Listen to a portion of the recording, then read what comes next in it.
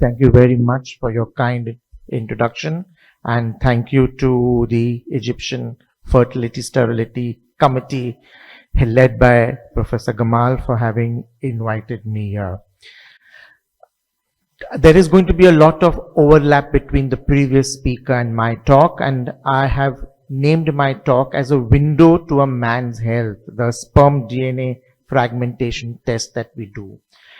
Now, when we do a routine semen analysis, it is one of the most important and basic tests that you can do for an infertile couple, but it doesn't provide much information regarding all the functions of the sperm, nor can it be used to predict male fertility potential. We also know that if you go by the WHO standards, the standards for normal values in semen analysis do not reflect the average values. In fact, they are the bottom 5% as a cutoff point, which means that it is the minimum standard that is expected for a pregnancy to happen. Now, what was the eye-opener for me was when this paper was published in 2005, which said that 15% of patients with male infertility were found to have normal semen reports. Now, when you use sperms which have got high DNA fragmentation, it can result in undesirable results such as lower pregnancy rates, increased rates for miscarriage, and as the previous speaker has said, maybe a slight raise in chromosomal anomalies. There are various tests. I'm not going to get into the details, but the tunnel test is the most sensitive test which actually directly measures the DNA damage and has got a better correlation with the ART results than the indirect test, which are the chromatin structure assay or the chromatin dispersion test.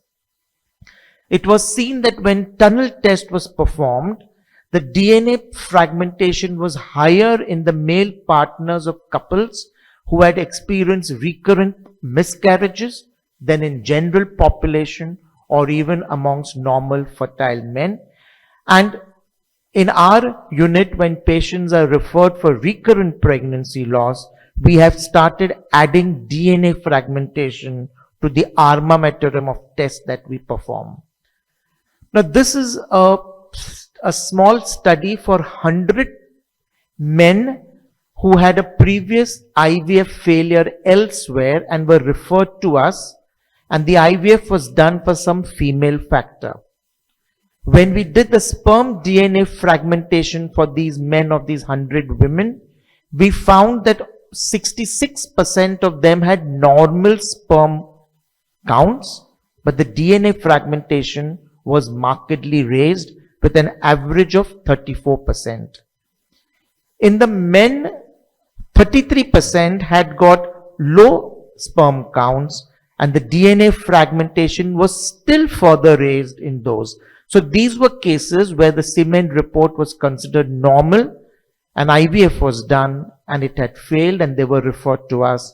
And we found that in these couples, although they had normospermia and 33% of them had oligospermia, their DNA fragmentation was remarkably raised.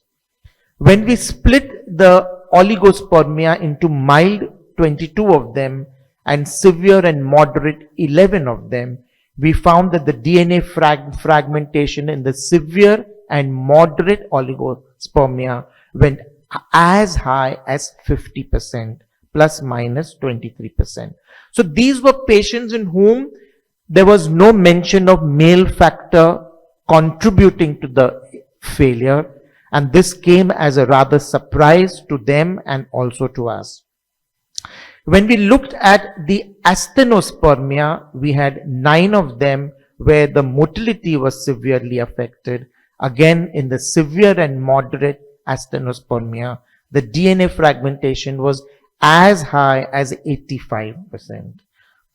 So when we looked at these 100 patients, we found that when the DNA fragmentation was below 35%, the conception was happening. The conception was happening with increased risk of miscarriage when the DNA fragmentation was up to 40%. But once the DNA fragmentation went at more than 40%, we did not have a single conception. When we analyzed these men, we found that almost 24 of them were over the age of 40. So maybe age also increases the DNA fragmentation.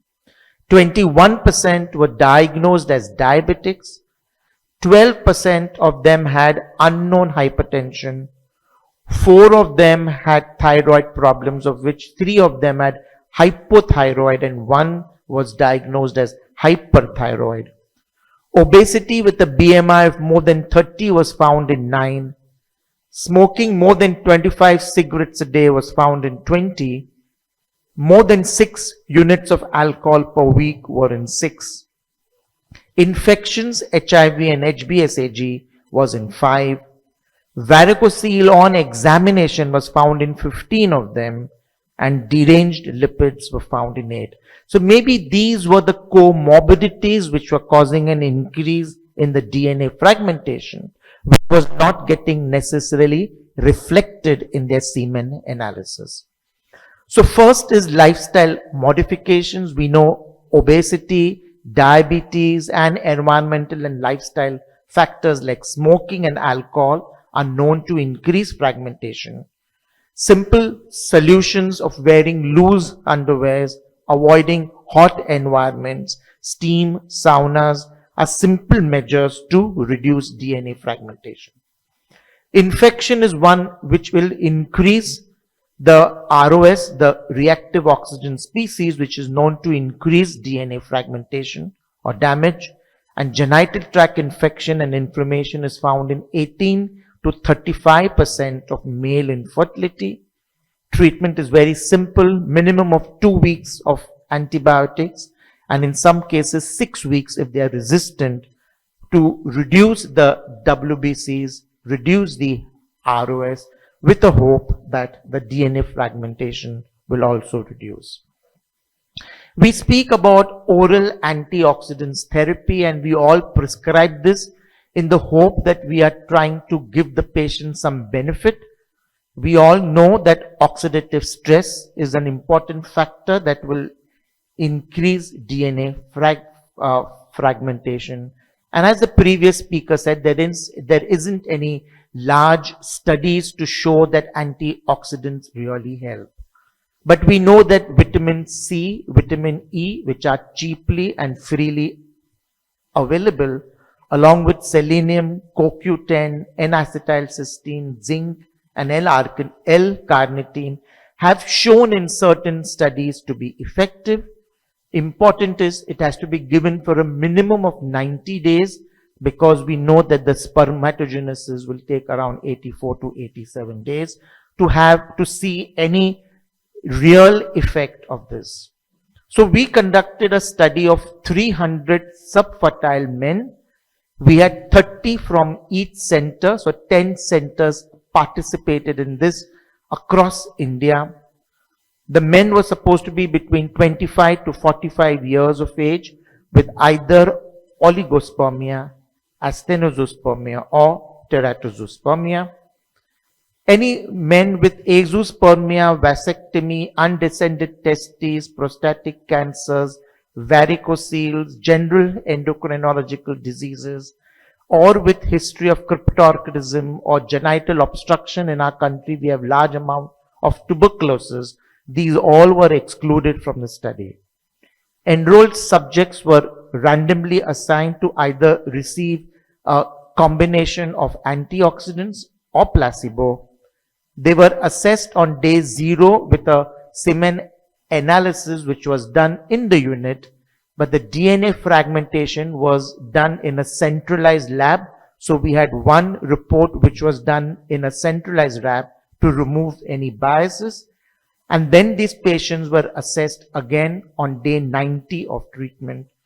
And the treatment group, as I said, received a unique combination of micronutrients, essential amino acids, antioxidants, and vitamins. Now, when you look at this result, we had divided the patients according to the DNA fragmentation. So less than 20, from 20.1 to 30, 30.1 to 40, and more than 40. So when you look at this group of less than 20 or up to 20, which we know is a good prognosis, we didn't find much difference between the treatment and the placebo group, although there was a decrease in the DNA fragmentation in both the groups. When you look at this group of 20 to 30, again we found that there wasn't any difference between the treatment and the placebo group. In fact, we found that the DNA fragmentation is slightly increased in both the groups. But when we started seeing patients with a DNA fragmentation of more than 30, we find that there is a substantial decrease in the DNA fragmentation, much more in the treatment group than in the placebo group, giving us a slightly better statistical p-value. And when we look at this group of more than 40, we find that the antioxidants really worked well in the group which was given the treatment rather than the placebo, with a p-value showing statistically better results with the antioxidants. So I think there is some sense in giving these antioxidants, particularly to men who have got a very high DNA fragmentation, especially the group where it is more than 30 or 40. You can down regulate the DNA fragmentation, and in fact maybe down regulate the treatment. From TISA, maybe you can do ICSI. From ICSI, maybe we can go on to doing IVF. We also know that varicocele repair will help, and we know that microsurgical varicocelectomy using the subinguinal approach was the most effective method. Now varicocele, which is palpable on physical examination, and not varicoceles which are picked up on sonography, are to be treated. We know there are various different lab techniques like using the density gradient or using an hyaluronic acid based binding method or sperm sorting techniques or microfluidics. These are different lab techniques where you can try and pick up the best sperm. There has been a lot of discussion of using testicular sperms, especially when we find that the DNA fragmentation is abnormally high. In our unit, we would resort to you doing TISA if the DNA fragmentation has not come down despite giving them lifestyle endocrine changes and putting them on antioxidants for 3 months. So we know that, and there are papers which have shown that the sperm which is used from the TISA or micro TISA gives better results than the ejaculate sperm when the DNA fragmentation. What works best is short ejaculatory abstinence. It is very important. Now we proactively tell all patients who come for even IUI or ART not to have a long abstinence, because subconsciously they try to abstain from sex or masturbation and have a long period of abstinence going on for almost 7 to 12 days. So we proactively tell them to ejaculate at least 24 to 48 hours before we are going to use the sperm. So we have a short abstinence period, and we know that short abstinence will definitely give us a low DNA fragmentation. So the key points are that the sperm DNA integrity is crucial for fertilization. It results from defective maturation, abortive apoptosis, and can be induced by a large number of disease states or lifestyle environmental exposures. We know there are several assays, the tunnel test being the best. Evidence suggests that DNA fragmentation may help us to evaluate couples with recurrent implantation failures, recurrent spontaneous miscarriages, and unexplained infertility. And high DNA fragmentation can be treated by recurrent ejaculation, antioxidant therapy, lifestyle modification, varicocelectomy when it is needed, or using the special sperm selection techniques or the testicular sperms. Thank you very much for your patience, Yara. Thank you very much, Professor Patki, and I'm really glad that the industry is pushing so much towards these nutraceuticals now without real evidence, and I'm glad that you're starting to address this. So the floor is open for maybe one question because of time. Is there a question? Thank you, Professor, for this very interesting talk. Thank you. But according to recent guidelines by the ISHRI, that DNA fragmentation tests should not be used routine. Yes, so we have not done it. Yeah, Should not be used as a routine, only as a research protocol. correct. But I wonder why are you making a lot of DNA fragmentation tests? It does not help to select the proper sperm, but advanced sperm selection with mesome and MZ is much better. Even Because those, there are 6 organelles, you can choose between them. And the most important one is the nucleus of the head of the sperm. When you examine the sperm under higher magnification, 6,600, with digital and optical magnification, you are capable of isolating this proper sperm for injection. So it's a clinical application test. DNA is not a clinical application. You get a higher results, and then what you do? Nothing. You cannot select. okay. Thank you for your question and your comments. One thing I would like to tell you that there is no peer-reviewed paper which says what you are saying, that doing IMSI or using high magnification gives you better pregnancy outcomes or live birth rates. One. There are very few labs which are equipped to do IMSI. I think it's a very expensive tool and will only unnecessarily increase the cost to the patient. I think, as I said in the morning, going back to basics is something which is very important. I think we have to evaluate the male and not just the semen report. We have to make sure that we have healthy males. We have to tell them about lifestyle changes. Very rarely do we sit down and talk to males about obesity, smoking, alcohol. We rarely even take their blood pressures, and that's what I wanted to show you. In 100 males which were classified as normal, we had so many of them as diabetics, hypertensives, hypothyroid, obese men. So I think it's time we looked at them very carefully as we do for female infertility. And I think we should not be resorting to high-end technology, because unfortunately we cannot offer it to all. But this can be offered to all patients, screening the males. And I think the sperm DNA fragmentation, although it may be expensive, but it cannot be as expensive as having an IMSI and passing on that cost to the patient. Yeah, okay. One more question? It's not a question, but actually I like the study. It's very nice, well thought out. And I like that you excluded men above the age of 45, which is, you cannot go back in time. So it's very nice, well thought out. And I agree with you. We are not treating men now. We are just sending them for ICSI without exploring the reason, or without asking them to change their lifestyle, without giving them a true advice.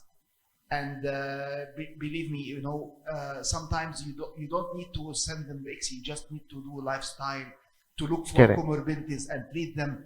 And those patients, significant number of them, will have a natural conception. Absolutely. You can downgrade the treatment. So, Correct. like, assisted conception will not solve everything. Correct. Yeah. Thank you very much.